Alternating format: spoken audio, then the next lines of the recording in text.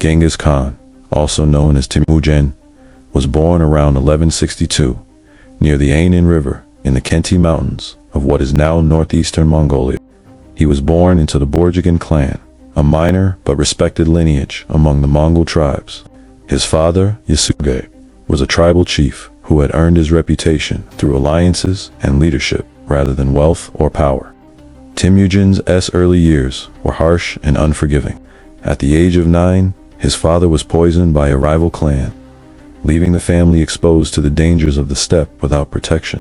His mother, Holin, took responsibility for raising him and his siblings. She was a woman of extraordinary resilience, teaching her children survival skills, the importance of loyalty, and the necessity of perseverance in a world where danger was constant. The childhood of Genghis Khan was defined by struggle and deprivation. His family was abandoned by their clan, left without herds or allies, and forced to survive on the open steppe. Temüjin learned to hunt and forage to feed himself and his siblings, often sleeping under the stars, exposed to the harsh Mongolian climate.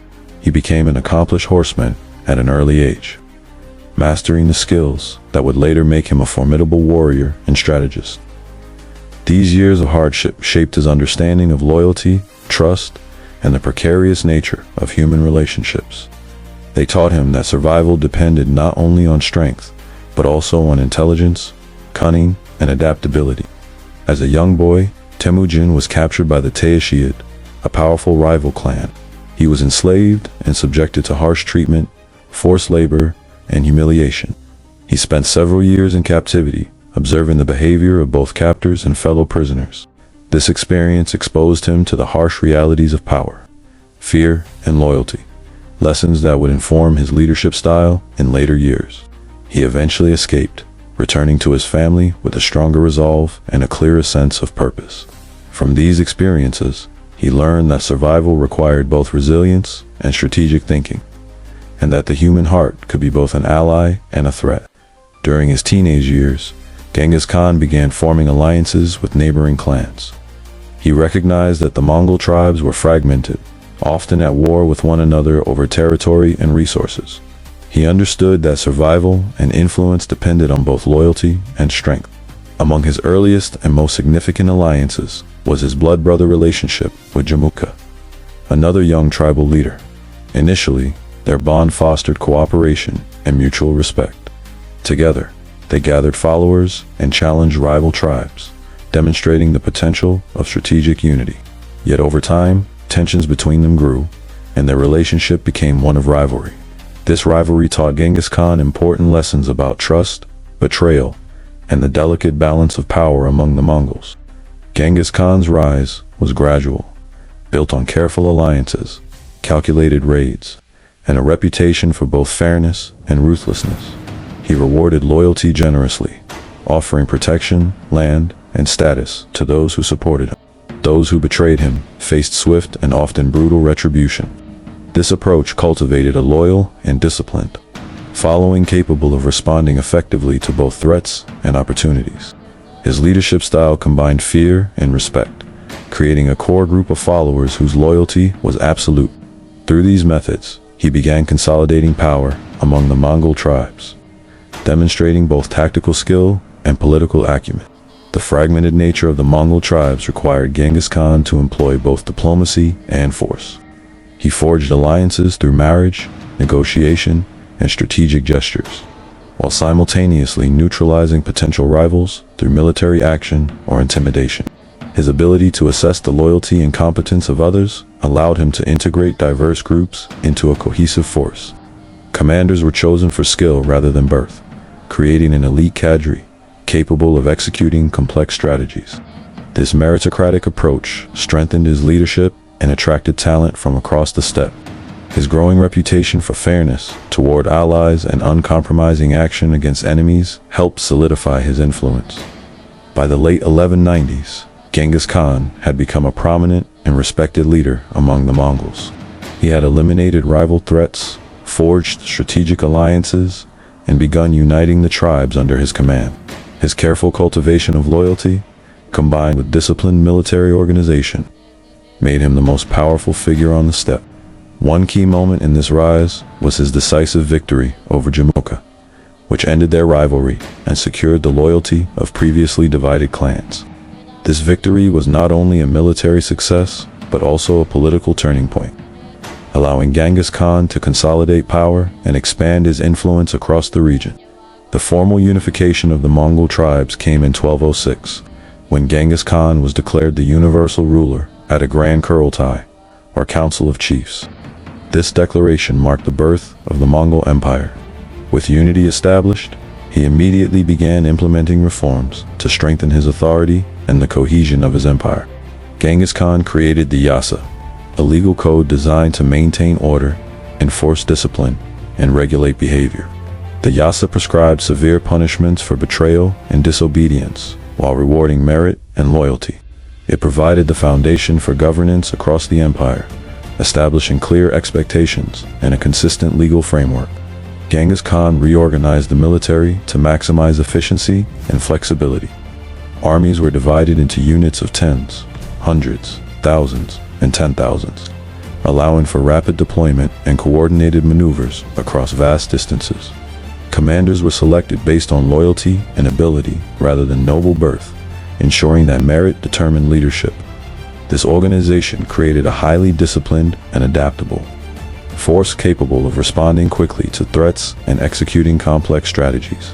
The Mongol army became a model of mobility, communication, and strategic coordination.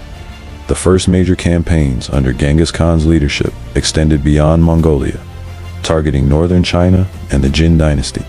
The Jin controlled fortified cities and prosperous territories, resisting Mongol influence. Genghis Khan approached these campaigns with a combination of intelligence, strategy, and mobility. Mongol forces moved swiftly, striking key targets while avoiding prolonged engagements when possible. They employed siege engines, ambushes, and deception to overcome well-defended cities. The capture of Chengdu in 1215 marked a significant victory, demonstrating the effectiveness of Mongol military organization and Genghis Khan's strategic acumen. Following victories in northern China, Genghis Khan launched an invasion of the Khwarezmian Empire. This campaign began after the Shah of Khwarezm executed Mongol envoys, an act Genghis Khan considered unforgivable. He mobilized thousands of cavalry and infantry, striking across Central Asia with remarkable speed. Cities such as Bukhara, Samarkand, and Urgench fell to his forces.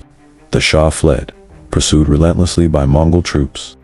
These campaigns highlighted Genghis Khan's ability to coordinate large-scale operations over great distances, maintain discipline and supply lines, and adapt to diverse terrains and challenges. Genghis Khan combined military conquests with careful governance. Trade routes along the Silk Road were protected, fostering commerce and cultural exchange.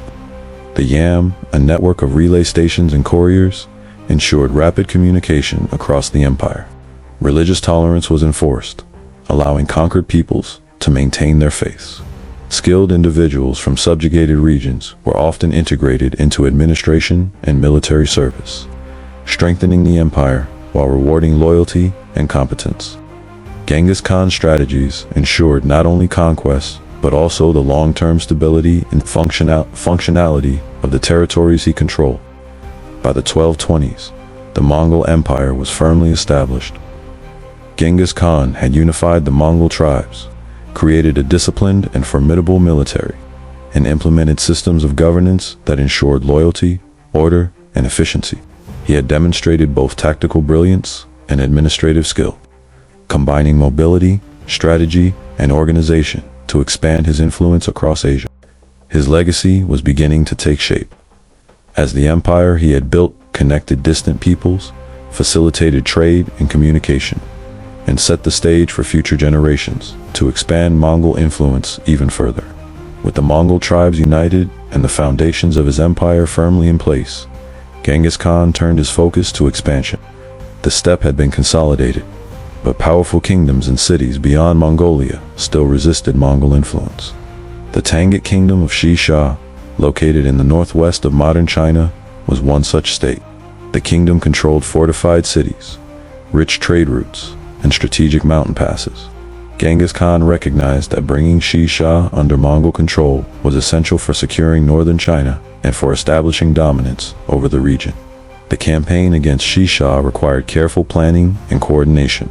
Genghis Khan divided his army into multiple units, each capable of independent action, yet ready to support one another when needed. Mongol forces were highly mobile, able to traverse mountains, rivers, and deserts with speed and endurance unmatched by any contemporary army. They utilized siege engines and siegecraft learned from Chinese engineers, combining traditional nomadic cavalry tactics with new methods of assault. Cities that resisted faced destruction, while those that surrendered peacefully were spared and integrated into the empire.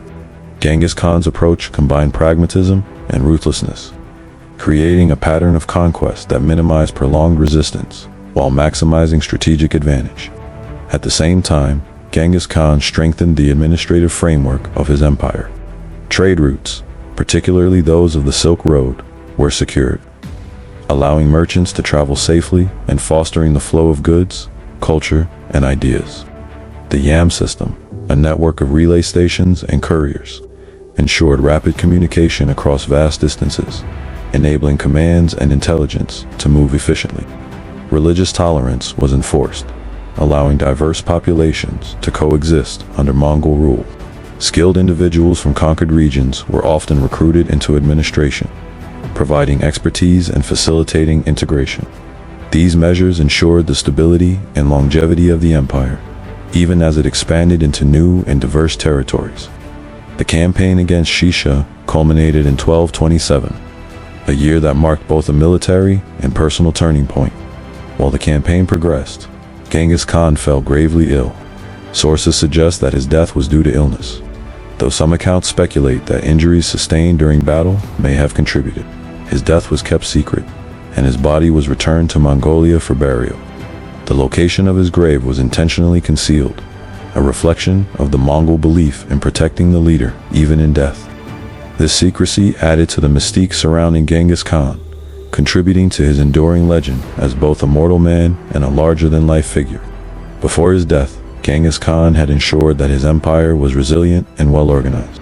His military innovations, including the division of armies into tens, hundreds, thousands, and 10,000s, allowed for precise command and coordination across vast distances. His legal code, the Yasa, provided a framework for governance, justice, and loyalty. Meritocratic promotion encouraged capable individuals to rise to positions of authority, strengthening both administration and military command. His policies balanced central authority with local autonomy, ensuring that conquered regions could function efficiently while remaining loyal to the central Mongol government. Genghis Khan's campaigns had a profound impact on the political and economic landscape of Eurasia. The conquest of northern China and Central Asia connected previously isolated regions, creating networks for trade, communication, and cultural exchange. Merchants could travel with relative safety, and ideas, technologies, and knowledge moved along these routes. Cities incorporated into the empire benefited from infrastructure, protection from raiders, and integration into a larger economic network. The stability imposed by Mongol rule allowed for the growth of commerce, art, and science, establishing conditions for significant cultural and economic development. Despite the often brutal nature of his campaigns, Genghis Khan's strategies were calculated and effective. He used psychological warfare to instill fear in enemies, reducing the need for prolonged sieges and battles.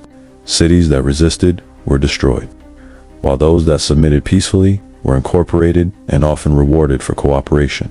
His armies were disciplined and highly mobile, capable of striking unexpectedly and adapting to diverse combat scenarios.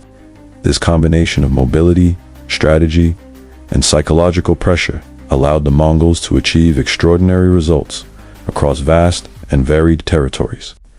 Genghis Khan's governance extended beyond military conquest. He understood that long-term stability required law, administration, and infrastructure. The Yasa provided clear rules for behavior, loyalty, and punishment,